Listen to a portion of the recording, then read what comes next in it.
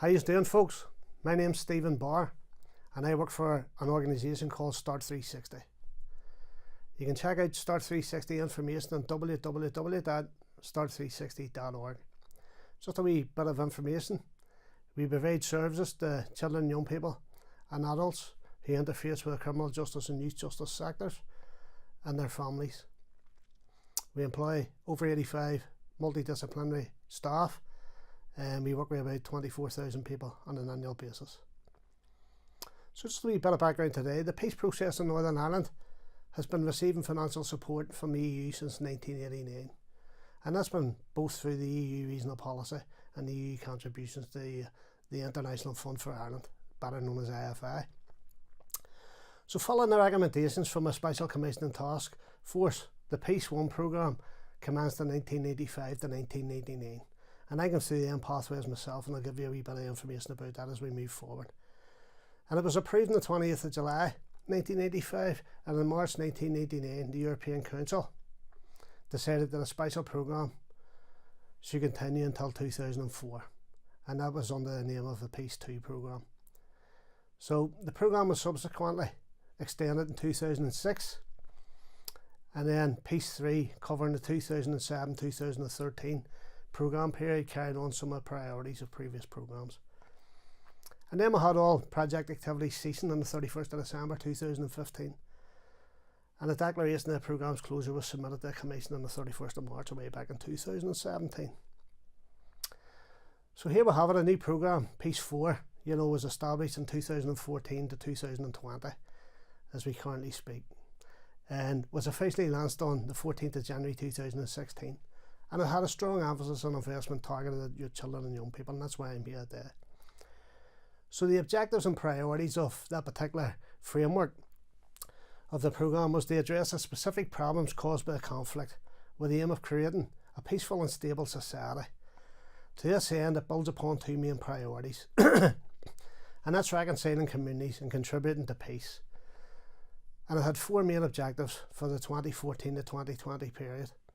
And it was this: shared education, promotion of shared education for children and young people, helping children and young people, creating shared spaces and services, so building positive relationships at a local level. And the parameters of it is really about personal development, good relations and citizenship. So some of the achievements of the Peace programme has provided opportunities for participation and dialogue, and it has brought decision making and responsibility for community development closer to the people that need it and require it. So an example of that is it has applied a bottom-up approach, inclusion, co-design principled approaches. It has funded a wide range of projects, and I manage current two of them. I'm going to talk a wee bit about them. And that included projects to support victims and survivors, young people and small and medium enterprises, infrastructure, and it supported urban regeneration projects, and also projects in support of immigrants and of celebrating the ethnic diversity of society as a whole, because that's very important. Importantly, this programme is now seen as an example of peace building policy to be shared throughout Europe and other regions. So some of the programmes that I manage currently on the frameworks on Peace 4 and an alternative European pathway is Futures project, and we work in partnership with Belfast Met and the Housing Executive, supporting over 770 young people for the last 3.5 years, and that programme is expected to end anticipatedly we're anticipating an end on the 31st of March 2022 here. But I also manage a European Social Fund programme as well, what's called Switch On to Employment, and that's located in Belfast, and it supports young people with academic achievement, supports them with their maths and English attainment, qualification.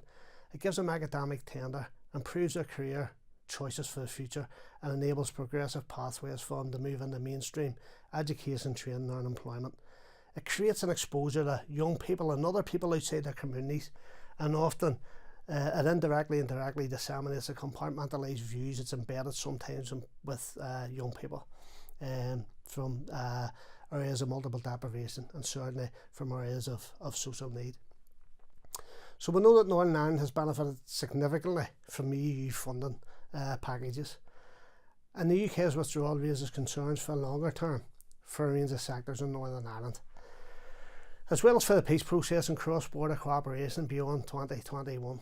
Northern Ireland is the only region of the UK that has a land border with another EU member state, so you can already see some of the forged complexities that is anticipated.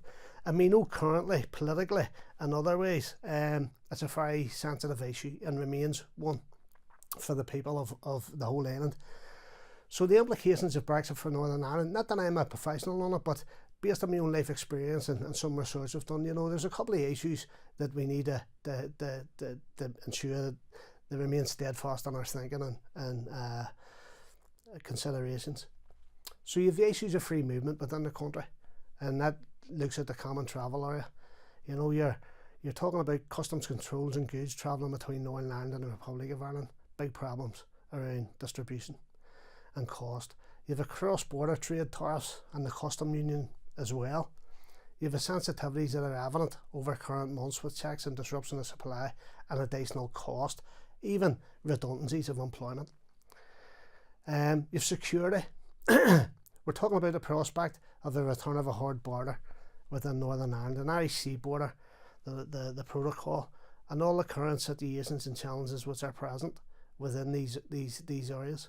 So we need to ensure that the current challenges that I've just talked about don't reverse the excellent progression and the priorities moving forward, and that includes inclusion, social and economic regeneration.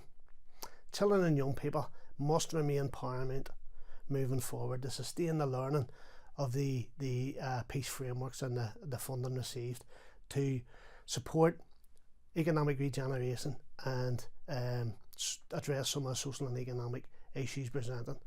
We're not even getting a chance to talk about the health inequalities, but we need to develop opportunities across peace and reconciliation. We need to try and sustain the investments moving forward over the last few decades and ensure that we continue to reach out in the promotion of better outcomes for the people of this island. Thank you.